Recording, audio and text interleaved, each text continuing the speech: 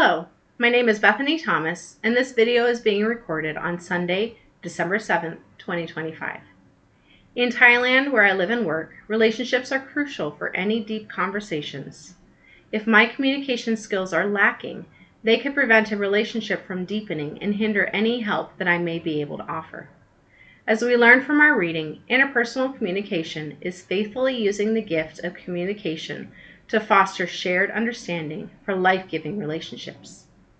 Throughout this course, I've increased my understanding of interpersonal communication with a focus on my unique behavioral blend, communication barriers, and listening techniques that will help improve my communication skills. My desire is to implement this knowledge into both my personal and professional relationships, ultimately reaching a level of communication competence. Communication competence includes knowledge, skill, and motivation. My motivation comes from my interactions with coworkers, interns, and young Thai professionals, which is why I embarked on the journey of pursuing a master's in human services. Through this course, my knowledge of interpersonal communication has increased, and now I need to practice the skills and techniques that I have learned so that I can become a better communicator. In my Uniquely You results, I scored the highest in the competent category, with my basic motivation being that of quality. This is something that I have found true in all areas of my life, whether at work or at home. Having a personal motivation for quality and competence drives me to the desire for others to seek the same goals.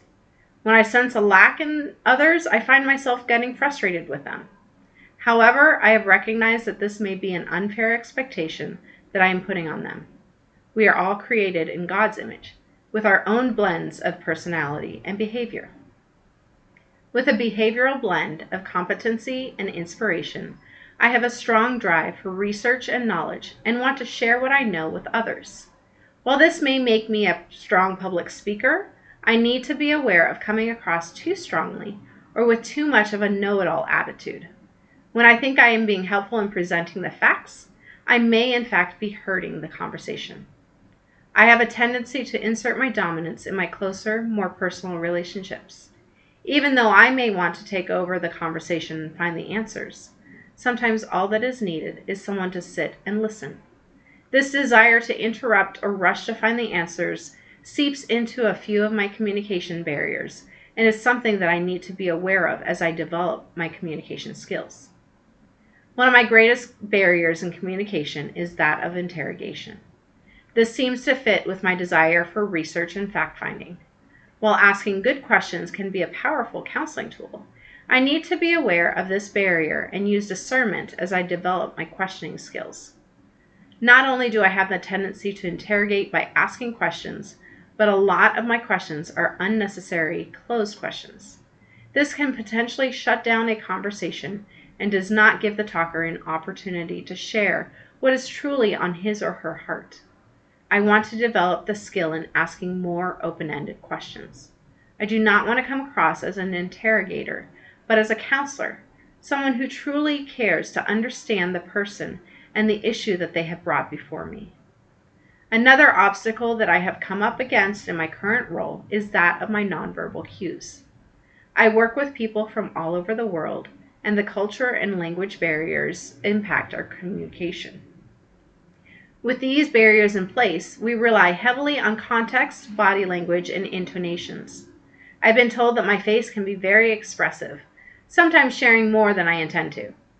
Add in the confusion that can be created when communicating cross-culturally, I could be sending the completely wrong message unintentionally. While I believe that I am conveying genuineness and warmth, my face may be saying something different due to our cultural differences. In Thailand, nonverbal communication also includes the tone of our voice and how we express emotion. There is a difference between Thai and English and how emotion is vocalized, largely due to the fact that Thai is a tonal language. The meaning of a word can change drastically depending on what tone is used. For example, I tried complimenting my language teacher on her beautiful dress, only to discover that I was calling her evil. Thankfully, she understood the context and forgave me my blunder. As I mentioned at the beginning of this video, One of the reasons why I am pursuing my master's is because I want to develop better communication skills. I want to be able to improve in these skills both verbally and non-verbally, so that I can share the hope of Christ with everyone I sit with, regardless of cultural or language barriers. Human communication has been described as amazingly creative and deeply relational. Not only does this encompass communication, but it is an accurate depiction of our Savior, who wants a relationship with each one of us. I would like to practice the technique of putting teeth marks in the tongue by pausing and slowing down before responding or jumping in. With this, I hope to develop the skill of listening intentionally and purposefully, listening to understand rather than to respond or interrupt. I would also like to practice asking more open-ended questions so that the person has to answer with more than just a one-word answer. This allows me to move past the interrogation or fact-finding stage and into a more empathic stance of listening well. In my nonverbal communication, I need to work on guarding my facial expressions and body language, especially in moments of crisis or disagreement. I would like to be intentional in softening my speech, including the use of non-aggressive language. With Thai people, my goal is to make sure that I am aware of how my intonations may come across and that my context is clear, even with the language and cultural barriers. Peterson introduces the technique of hem and haw as a method of blocking our urge to jump in and interrupt or take over. Before entering into a conversation, I will review the talker-listener card so that I have it at the forefront of my mind as a reminder not to interrupt when the other person is talking. When I feel the need to interrupt or respond before I am invited to, I will gently bite my tongue. If the urge to respond is too great, I will offer verbal affirmation that I am listening with a mm-hmm. For my dilemma with interrogation and asking closed questions, I will be more intentional in asking open-ended questions. By rephrasing my questions into statements such as, "Tell me more," I am showing the talker that I truly care and want to know and hear their story. As I am asking the open-ended questions, I will ask them with gentleness and patience, rather than pushing for an answer just to fill the space. As I listen, I will be aware of what my face is conveying. I will maintain a neutral expression filled with compassion and understanding. While conveying warmth and empathy, I will refrain from showing surprise or anger at times when it could derail from the conversation. This is a difficult strategy for me to implement, and it will take practice with close, trusted friends and family as I prepare to meet with others who may not know me as well. I will strive to remain humble and remember who God has called me to be and why I am in my current role. I will precede each conversation with prayer as I ask God to give me discernment and to protect my expressions from distracting from what the talker is saying. Whether I am communicating with a fellow American or someone from a different language and culture, I want to ensure that my intonations do not confuse the person I am meeting with. I will work on softening my speech, keeping in mind that Thai people do not deal well with direct statements or confrontation. I will also maintain an awareness of the other person's understanding of what I am communicating, and if there is confusion, clarify what I am thinking or saying. I'm grateful for a husband who loves me and desires the best for me, understanding that sometimes what I communicate is not what I intended.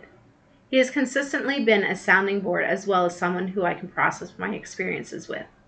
I will continue to rely on his wisdom and discernment as I move forward in implementing the strategies on removing my communication barriers. We also have a Thai woman who works closely with us on our team. Her language and cultural background is invaluable as I am able to learn from her how best to communicate cross-culturally with other Thai people. If I find myself in a situation where there has been a misunderstanding due to my communication barriers, she is a source of wisdom as we unpack what I may have unintentionally expressed and can give me feedback on what changes I may need to make. With a deeper understanding of my unique behavioral blend and my desire for truth and knowledge, I've seen areas where this has negatively affected my communication skills, producing barriers that need to be overcome. By recognizing these barriers, I am able to create strategies and implementation plans so that I can reach a level of communication competence.